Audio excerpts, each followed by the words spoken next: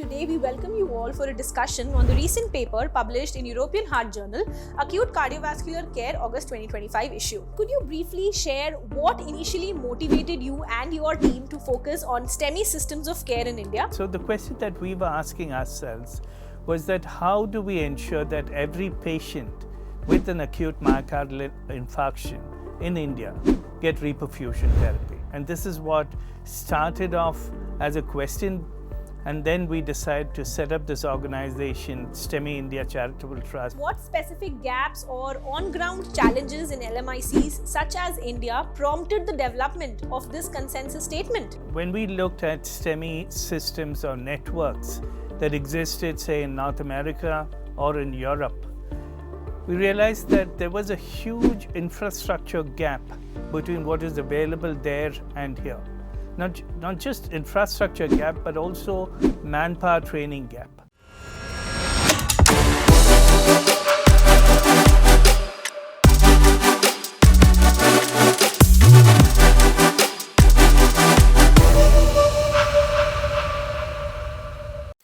Hello and welcome to Medical Dialogues. I am Dr. Nandita Mohan, and today we welcome you all for a discussion on the recent paper published in European Heart Journal, Acute Cardiovascular Care, August 2025 issue.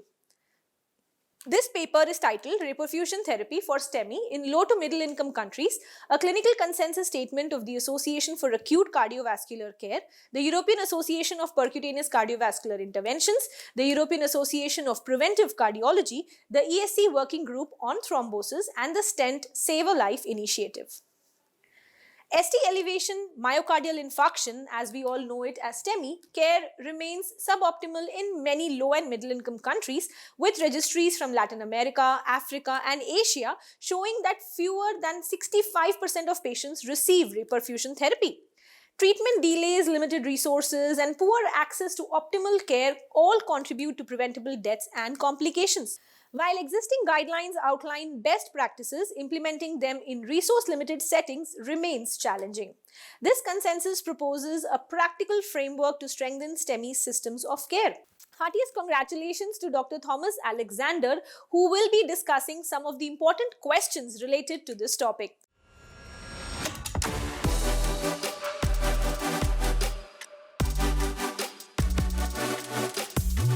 Now, Dr. Thomas Alexander is a senior interventional cardiologist, head of Division of Cardiology, Kovai Medical Center and Hospital, Coimbatore, Tamil Nadu.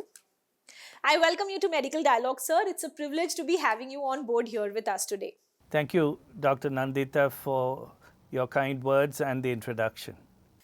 So now, Dr. Thomas, before we dive deeper, could you briefly share what initially motivated you and your team to focus on STEMI systems of care in India? Also, was there a turning point or a particular patient experience that actually shaped this journey?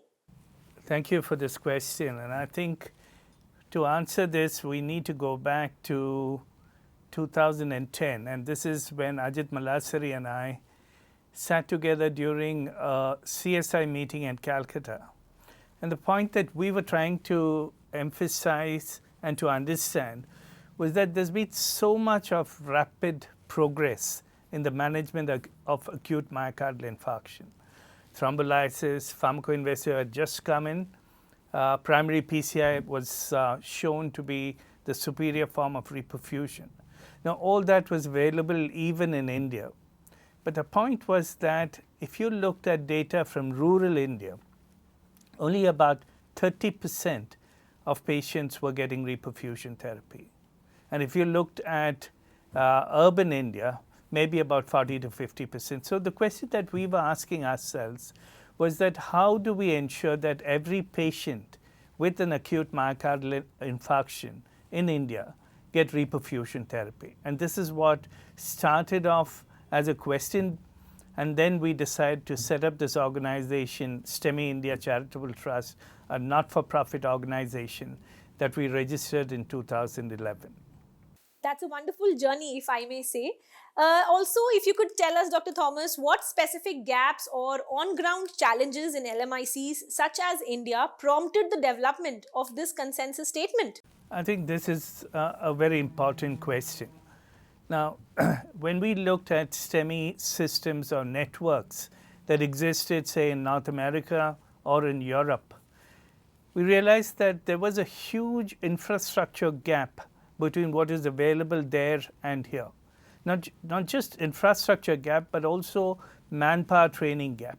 So if you took the STEMI network, say in the US, the roads were good, hospitals with reperfusion capabilities were located across the country, and you had an ambulance service. If you called 911 in the US, within a brief period of, within 5 to 10 minutes, an ambulance would arrive at your home with a fully trained paramedic who could do an ECG, could read an ECG, and could move this patient within the next half an hour to a reperfusion center.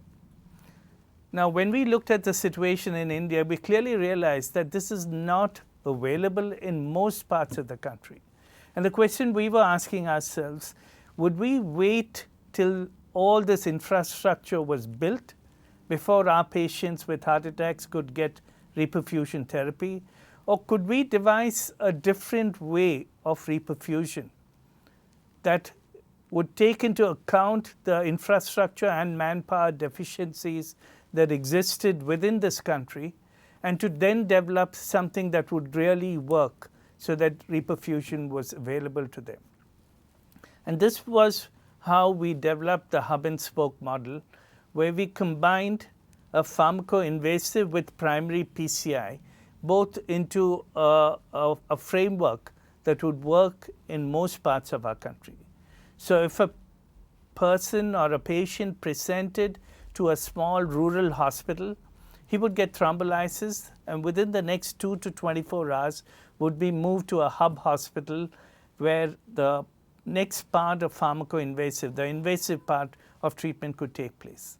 However, if the patient presented to the hub hospital, he could have primary PCI. And this is the model that we devised, that we validated in the landmark trial that was published in JAMA in the state of Tamil Nadu.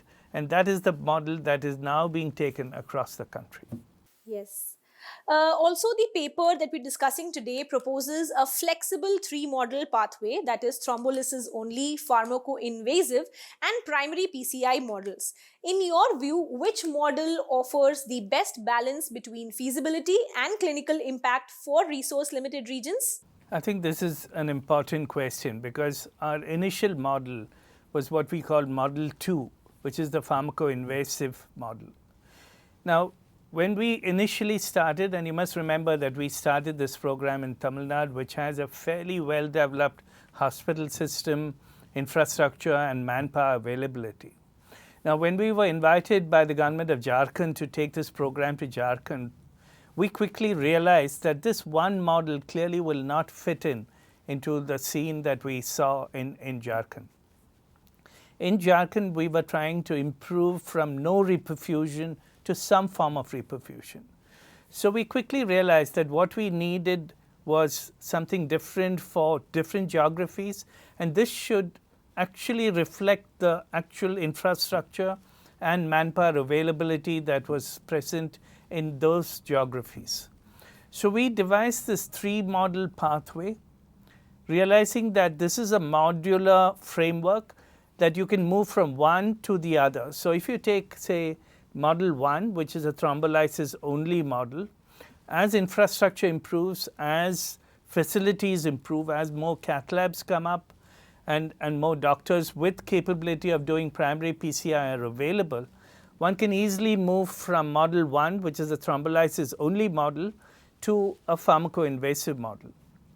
And we also realized there are certain cities or urban areas where there is a dense availability of cath labs. In these situations, it's possible to run a model just like it's run, say, in Europe or in the US. And that's the Model 3 that we devised. Now, as we go into international areas, particularly into Africa, we realize that great parts of sub-Saharan Africa would utilize only Model 1. But we also realized that there is a great improvement in medical facilities in many of these countries, that they can quickly transition from 1 to Model 2, which is the pharmacoinvasive model, and also some cities, as we currently running in Cairo, it's possible to run Model 3, which is a purely primary PCI model as exists in many of the developed countries of the world. So to answer your question, I think it depends on the geography, it depends on the manpower, it depends on the infrastructure as to which model fits in where. Ultimately, we must realize that primary PCI is the best form of reperfusion. And we all hope that over the years, we will be able to migrate from Model 1 to Model 2 to the best form of reperfusion, which is primary PCI. Now, looking ahead, Dr. Thomas, what would a successful STEMI network in India look like in the next 3 to 5 years? And what collaborative roles should interventional cardiologists, governments, and industry altogether play to make it happen? I think this is, again, a very important question. One has to be realistic as to what we can achieve in the next few years. If one were to look back, I think the program initially started in Tamil Nadu. And if you look at the southern states, Tamil Nadu, Kerala, Karnataka, and Andhra Pradesh have all started these programs, the hub and spoke model that we validated here in Tamil Nadu. There are now states like Punjab and UP have started this program. Now, realistically speaking, I think states like Bihar, the northeastern part of the country, are states where the program has still not started. And even if they were to start, I think only Model 1 would be feasible in these states. So I think from the perspective of what can we do, interventional cardiologists, what can industry do, I think what we can do is to constantly put pressure on the government to start these programs. One has to realize that funding for this is available with the National Health Mission. It's up to the states to write up the program and to get involved in this. And I think patients, patient groups, advocacy groups, along with industry and the scientific bodies that consist of the API, the CSI, and the Indian College of Cardiology, need to put pressure on governments to work to get this program going. Finally, we must understand that it is the government which has the funding, which has the ability and the infrastructure in terms of the ambulance networks, in terms of the public hospitals, that have all these facilities that are available to run a program like this.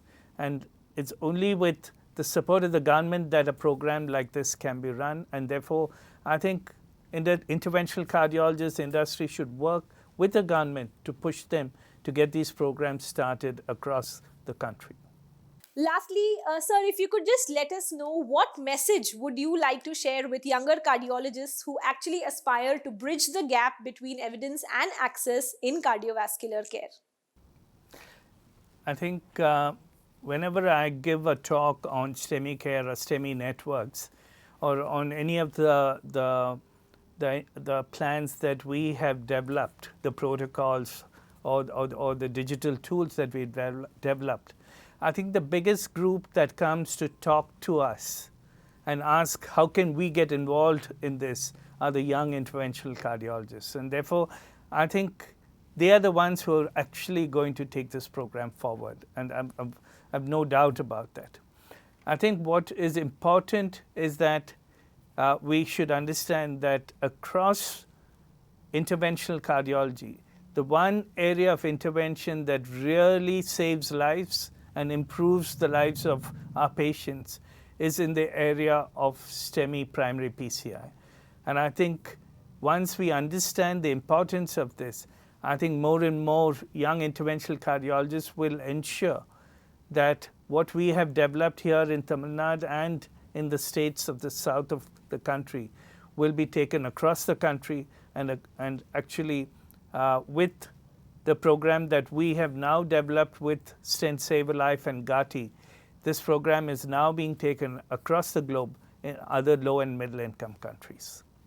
Thank you so much, Dr. Alexander Thomas, for joining us today and giving us all your valuable insights in this research topic. Thank you. Thank you very much for having me on this show. Stay tuned to Medical Dialogues for latest updates.